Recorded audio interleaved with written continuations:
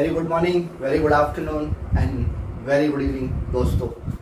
जैसा कि आपको पता है कि हम लोग अभी नंबर सिस्टम पढ़ रहे थे। हमने पिछली वीडियो में नंबर सिस्टम का पहला पार्ट पढ़ा। बहुत ही काफ़ी बेसिक चीज़ें देखी कि उसमें फेस वैल्यू क्या होती है, प्लेस वैल्यू क्या होती है और डेसिमल प्लेस वैल्यू क्या होती है। उम्मीद करता हूँ वीडियो आपको बहुत अच्छी लगी होगी, समझ में आई होगी। आगे बढ़ते हैं। आज अपन उसी वीडियो को आगे बढ़ाते हुए नंबर सिस्टम के सेकेंड पार्ट में जहाँ से मैं स्टार्ट करने वाला हूँ वो आपका आज हम जो पढ़ रहे हैं वो हम स्टार्ट करेंगे कॉम्प्लेक्स नंबर से। हम स्टार्ट करेंगे कॉम्प्लेक्स नंबर। कॉम्प्लेक्स नंबर को हिंदी में क्या बोलते हैं? तो कॉम्प्लेक्स नंबर को हिंदी में बोलते हैं समिश्र संख्या। कॉम्प्लेक्स नंबर को हम हिंदी में बोलते हैं समिश्र संख्या। हिंदी की मात्राओं पे मत जाना, भावनाओं में डूबो बस। कॉम्प्लेक्स नंबर समिश्र संख्या। अगर मैं आपसे छोटी सी डेफिनेशन पूछूं कि कॉम्प्लेक्स नंबर होता क्या है तो आप कहेंगे कॉम्प्लेक्स नंबर। कॉम्प्लेक्स वर्ड से क्या समझ में आ रहा है? बहुत सारी चीजें समझ में आ रही है। कॉम्प्लेक्सिटी चालू हो गई दिमाग में, अरे ये है क्या? समिश्र, हिंदी पढ़ लो, समिश्र। मिक्सर से कुछ समझ में आ रहा है। मिक्सर मतलब मिक्सचर, और कैसा? बहुत सारी चीजों का मिक्सचर। मिक्सचर कैसा है? बहुत सारी चीजों का। मगर यहाँ सेव परमल ऐसी कुछ चीज नहीं पढ़ रहे हैं, हम क्या पढ़ रहे हैं? संख्या। तो मिक्सचर किसका? संख्याओं का मिक्सचर। तो इसको हम क्या कहते हैं? Complex number. अब बोलेंगे सर संख्याओं का मिक्सचर कैसे हो सकता है? तो मैं ये नहीं बोल रहा हूँ 2 में 1 मिला दो, ऐसा नहीं बोल रहे हम, ऐसे मिक्सचर की बात नहीं कर रहे। नंबर्स भी अलग अलग टाइप के होते हैं। जैसे क्या होते हैं, एक रियल नंबर होते हैं तो एक इमेजिनरी नंबर होते हैं, ठीक है। तो कॉम्प्लेक्स नंबर क्या होता है? मिक्सचर, बहुत सारी संख्याओं के मिक्सचर को हम क्या कहते हैं? कॉम्प्लेक्स नंबर कहते हैं। जिसके अंदर क्या क्या आता है? तो जिसके अंदर आपका आता है रियल नंबर। पहली चीज क्या है? Real number. और दूसरा जो आपका आता है वो होता है इमेजिनरी नंबर।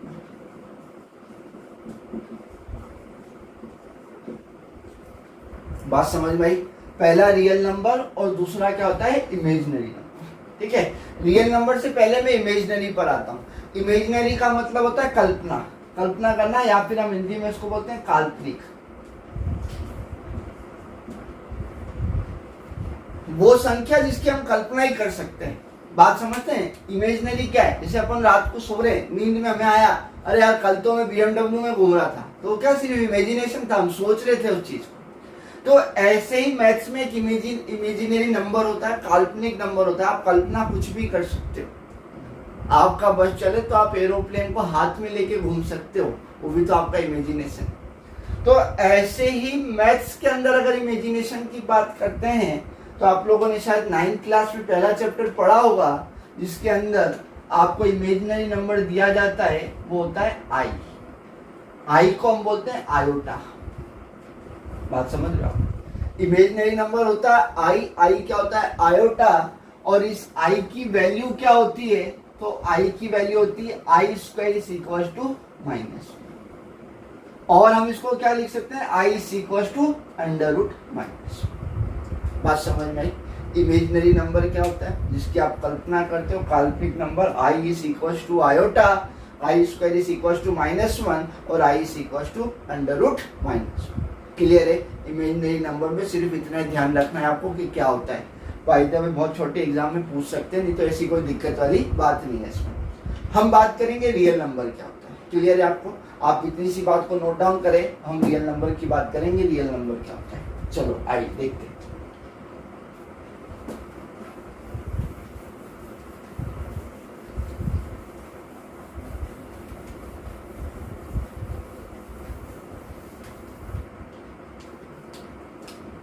Real number.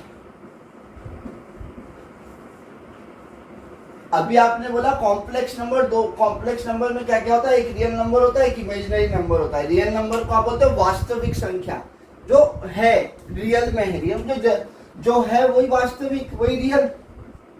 तो ये संख्या कौन सी हो गई? वास्तविक संख्या। कौन सी होती है आपकी? Real number. अब रियल नंबर क्या होता है भैया? रियल नंबर वही जो आप लोग पढ़ते हुए आए हैं, 1 2 3 4 -1 -2। अब तो कितने रियल नंबर होते हैं? होंगे अनंत होते होंगे। तो अनंत का मतलब रियल नंबर का क्लासिफिकेशन की बात करता हूं अगर मैं आपके सामने, तो रियल नंबर क्या होते हैं? -∞ से +∞। माइनस इन्फिनिटी से प्लस इन्फिनिटी तक जितने भी नंबर होते हैं वो आपके क्या होते हैं, रियल नंबर होते हैं, वास्तविक नंबर। इन्हीं को हम क्या कहते हैं, रियल नंबर कहते हैं। बात समझ में है? रियल नंबर हमने अलग अलग पार्ट्स में बांटे हुए हैं, वो भी बड़े डिस्कस करेंगे। पहले आप इतनी सी बात को समझ लीजिए, रियल नंबर माइनस इन्फिनिटी से प्लस इन्फिनिटी तक। बात क्लियर है? रियल नंबर को हमने दो पार्ट में बांटा। दो पार्ट में बांटने का तरीका ये था कि इसको हमने अलग अलग तरीके से कहा। देखो, आपको मैंने एक चीज बताई थी सिस्टम, नंबर सिस्टम के अंदर कि डेसिमल नाम की चीज होती है, तो वही हम यहाँ डिस्कस करेंगे। तो हमने जो इसको पहले बांटा है वो हमने इसको बांटा है डेसिमल के अंदर। यहां तक क्लियर है? दशमलव बोलते हैं हिंदी में इसको, डेसिमल को। और दूसरा आपका होता है इंटीजर। इंटीजर को हिंदी में हम बोलते हैं पूर्णांक। बराबर? आप लिख भी सकते हो, इसकी कोई दिक्कत नहीं है। पूर्णांक ये आपके क्या होते हैं, इंटीजर्स होते हैं। तो रियल नंबर माइनस इन्फिनिटी से प्लस इन्फिनिटी तक होते हैं। दो टाइप में बांट दिया हमने इसको, डेसिमल में बांट दिया और इंटीजर में बांट दिया कि डेसिमल क्या होते हैं और इंटीजर क्या होते हैं। बात क्लियर है? यहाँ तक आप इतना सा पार्ट नोट डाउन करें और हम इन दोनों चीजों को डिस्कस करेंगे। बढ़ते हैं आगे।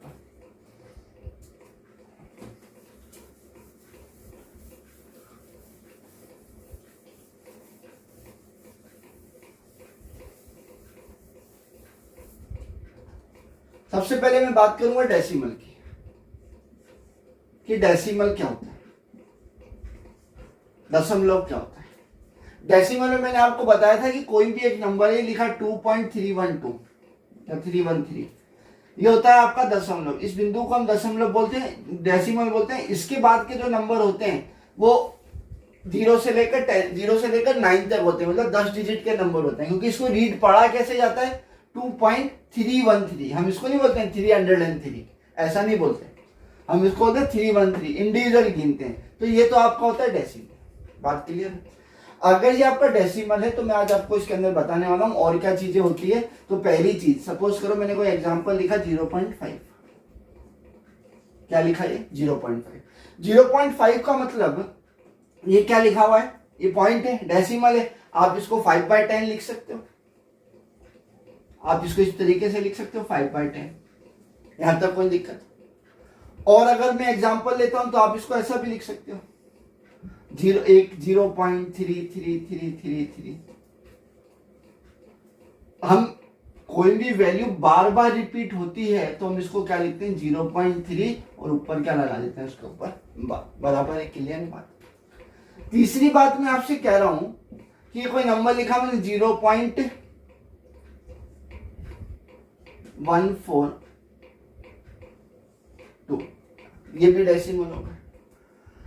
डेसिमल क्या होते हैं, अलग अलग टाइप के डेसिमल होते हैं। डेसिमल जैसे लिखा 0.5 लिख दिया मैंने, 0.33 लिख दिया, 0.412 लिख दिया, ये आपके पास अलग अलग टाइप के डेसिमल होते हैं। तो डेसिमल को अलग अलग टाइप से बांटने का मतलब ये है कि हम इनको दो पार्ट में डिवाइड करते हैं। दो पार्ट का देखिए, अपन बात कर रहे थे डेसिमल के अंदर। अभी डेसिमल के अंदर क्या लिखा मैंने, एक टर्मिनेटिंग और एक नॉन टर्मिनेटिंग। टर्मिनेटिंग मतलब हटाना, नॉन टर्मिनेटिंग मतलब नहीं हटाना। बात को समझना आप अच्छी तरीके से। टर्मिनेटिंग और नॉन टर्मिनेटिंग होते क्या है हम इसको समझते हैं। टर्मिनेटिंग में सपोज करो मैं एक एग्जांपल लिया, मैंने लिखा 18 डिवाइडेड बाय 5।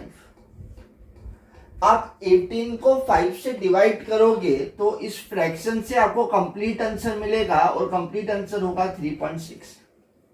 बात इतनी सी है कहने की कि जब मैंने 18 को 5 से डिवाइड करा तो 5 की टेबल से डिवाइड करने पर डेसिमल आएगा 3.6 और ये कंप्लीट डिवीजन प्रोसेस कहला गई मेरी। मतलब मेरे पास रिमाइंडर भी कुछ नहीं बचा और 6 पर आकर चीज खत्म हो गई, आगे कुछ भी नहीं हुआ, कंप्लीट आ गया। बात समझिए।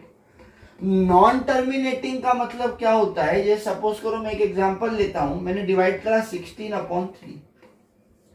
16 को मैं 3 से डिवाइड कर रहा हूं और डिवाइड करने पर मुझे रिजल्ट मिल रहा है 5.333 रिपीट होते जा रहा है। देखो मैं बताता हूं आपको, लिखा मैंने 16 और 16 को डिवाइड किससे करा, मैंने 3 से डिवाइड करा। 3 से डिवाइड करने का मतलब 3 की टेबल में 16 आता है क्या, तो आप बोलोगे नहीं आता, आप बोलोगे 3 5 क्या होता है 50। कितना बच गया 1, पॉइंट लगाया 0।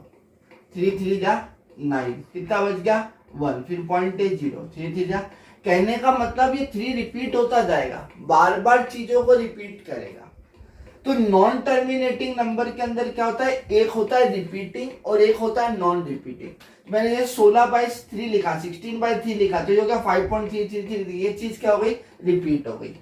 दूसरी बात अगर मैं आपसे करता हूं और मैंने कोई नंबर लिखा, जैसे √5 ले लिया अपन ने, √5 को आप सॉल्व करोगे तो आपके पास कोई वैल्यू आ जाएगी 2.3606797 समथिंग, इसकी √5 की कुछ वैल्यू आ जाएगी डिवाइड करने पर। बात समझते हो क्या कहा मैंने, टर्मिनेटिंग में जब हम डिवाइड करते हैं तो हमारे पास कोई भी चीज बार बार रिपीट नहीं होती है। कहने का मतलब हमारे पास क्या होता है, आंसर एक ही बार में, एक ही वैल्यू में आंसर आता है या 2-3 बार में आ जाता है, मतलब चीजें रिपीट नहीं होती है। नॉन टर्मिनेटिंग में जब हम किसी को डिवाइड करते हैं तो एक ही चीज को बार बार रिपीट करते हैं, और बार बार रिपीट करते हैं तो हम इसको कहते हैं रिपीटिंग, जिसकी पुनरावृत्ति बार बार करी जा सकती हो। √5 के अंदर देखो, अब इसमें कोई वैल्यू रिपीट नहीं हो रही है, 236067797 बार बार कुछ अलग ही वैल्यू मिलती जा रही है, मतलब रिपीट नहीं हो रही है। तो नॉन टर्मिनेटिंग को 2 पार्ट में बांट देते हैं, रिपीटिंग और नॉन रिपीटिंग। बात समझ रहे हो इतनी सी। अब होता क्या है, इस √5 को मैं फ्रैक्शन में नहीं लिख सकता हूं, बात समझ लो अच्छी तरीके से, इस √5 को फ्रैक्शन में नहीं लिख सकता हूं, मगर 16/3 ये काय में लिखा हुआ है, फ्रैक्शन में, सॉल्व करने पर आंसर भी आ गया। 18/5 काय में लिखा हुआ है, फ्रैक्शन में, सॉल्व करने पर आंसर भी 3.6 आ रहा है। तो इसका मतलब ये होता है कि ऐसी वैल्यू जो रिपीट होती है और जो टर्मिनेट होती है, ऐसी वैल्यू जो रिपीट होती है और टर्मिनेट होती है, उनको हम उसको हम रैशनल नंबर कहते हैं। ऐसी संख्या जो जिसकी पुनरावृत्ति करी जा सके और जिसको हटाया जा सके, उससे हम क्या कहते हैं, परिमेय संख्या। क्या होते हैं, रैशनल नंबर, जिसको आप रिपीट कर सकते हो और टर्मिनेट कर सकते हो, ऐसे नंबर को आप क्या बोलते हो, रैशनल नंबर, और जिसको P/Q के फॉर्म में लिखा जा सकता है। क्या बोल रहा हूं मैं, टर्मिनेट कर सकते हो, रिपीट कर सकते हो और P/Q के फॉर्म में लिख सकते हो, वो क्या होते हैं, रैशनल नंबर। इररेशनल नंबर क्या होते हैं, वो संख्या जो रिपीट ना होती हो, मतलब नॉन रिपीटिंग, जैसे ये नॉन रिपीटिंग है। नॉन टर्मिनेटिंग, तो नॉन टर्मिनेटिंग के अंदर ही है। नॉन रिपीटिंग, नॉन टर्मिनेटिंग, और जिसको P/Q के फॉर्म में नहीं लिखा जा सकता, तो वो आपकी क्या हो जाती है, इररेशनल नंबर, अपरिमेय संख्या। उम्मीद करता हूं अच्छी तरीके से डेफिनेशन समझ में आ गई होगी। हम एग्जांपल की बात करेंगे तो ये 18/5 आपका क्या है, रैशनल नंबर। ये 16/3 आपके क्या है, रैशनल नंबर। √5 आपका क्या है, इररेशनल नंबर। रैशनल मतलब परिमेय संख्या, परिमेय संख्या, अपरिमेय संख्या। अपरिमेय संख्या में पाई भी आता है, इररेशनल नंबर के अंदर क्या आता है, पाई भी आता है। अब बोलोगे सर पाई क्यों आता है, अभी आपने बोला कि रैशनल नंबर को आप P/Q की फॉर्म में लिख सकते हो, तो पाई की तो वैल्यू होती है, बहुत से लोगों को पता है पाई की वैल्यू क्या होती है, 22/7। और सर हमको एक और चीज पढ़ाई स्कूल में, 3.14। मगर जनाब आप लोगों को एक छोटी सी बात बताता हूँ, पाई की वैल्यू आज तक कोई डिफाइंड, अभी तक कोई डिफाइंड नहीं हुई है, एग्जैक्ट वैल्यू डिफाइंड नहीं हुई है। पाई के ऊपर पाई नामक बुक लिखी हुई है, जिसके अंदर पाई की तमाम सारी, मतलब 40-50 हजार तक की वैल्यू उसमें लिखी हुई है। तो ये जो वैल्यू है 22/7 और 3.14 स्टैंडर्ड वैल्यू सिर्फ हम कैलकुलेशन में यूज करते हैं, अभी तक एग्जैक्ट वैल्यू डिफाइंड नहीं हुई।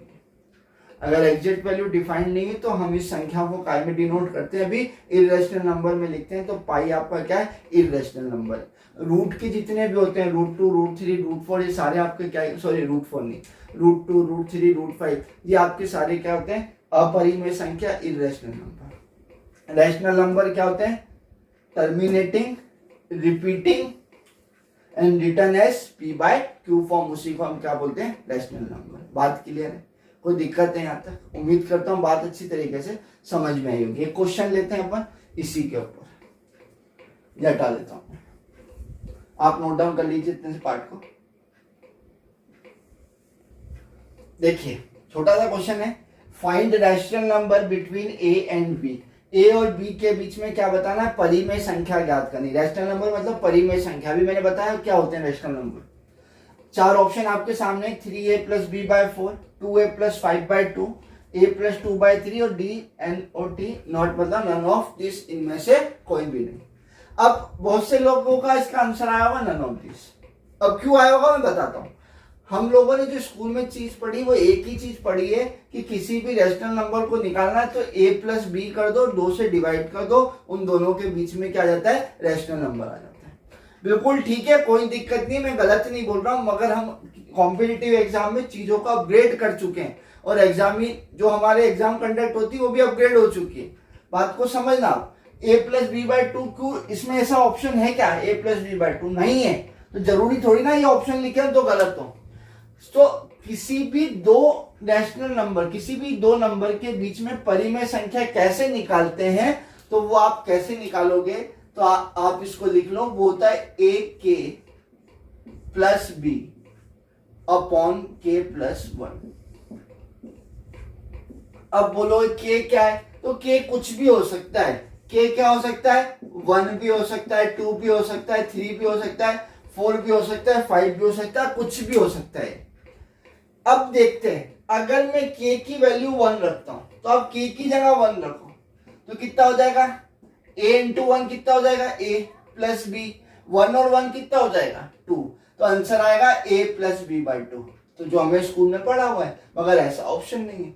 तो अब हम क्या करते हैं, k की जगह 2 रखते हैं, k की जगह 2 रखते हैं तो कितना हो जाएगा, 2a प्लस b और 2 प्लस 1 कितना हो जाएगा, 3, तो 2a प्लस बी तो है ही नहीं है, 2a प्लस 5 लिखा हुआ है, मतलब ये नहीं हो सकता।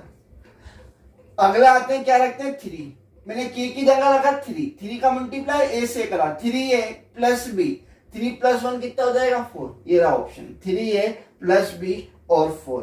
तो किसी भी दो a और b के बीच में अगर रैशनल नंबर निकालना है तो आप a k plus b upon k plus 1 से निकाल सकते हो, जब a और b में रिलेशन हो।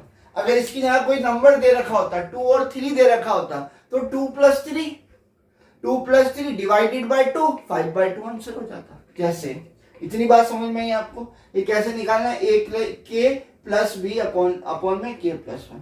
सपोज करो अब आपके पास a और b की जगह कोई नंबर आ गया 2 और 3, ये आ गया 2 एंड 3, तो आप क्या करोगे, इन दोनों को प्लस कर दोगे, क्योंकि तो नंबर है, 2 प्लस 3 कितना हो गया, upon 2, a plus b by 2, answer कितना हो जाएगा, 5 बाय 2। बात समझ में अच्छी तरीके से। मगर जब हम a प्लस बी में चीजों को डिनोट करते हैं तो हमारे पास a प्लस बी बाई 2 का ऑप्शन नहीं होता है, हमारे पास कुछ ऑप्शन इस प्रकार से भी हो सकते हैं। क्लियर है, कोई डाउट नहीं आता? ठीक है, एक चीज और बता देता हूँ, इर्रेशनल नंबर को कैसे निकालते हैं, ये आप टाइम दीजिए, ऐसा का ऐसा ही, बस कुछ भी नहीं करना है हमको।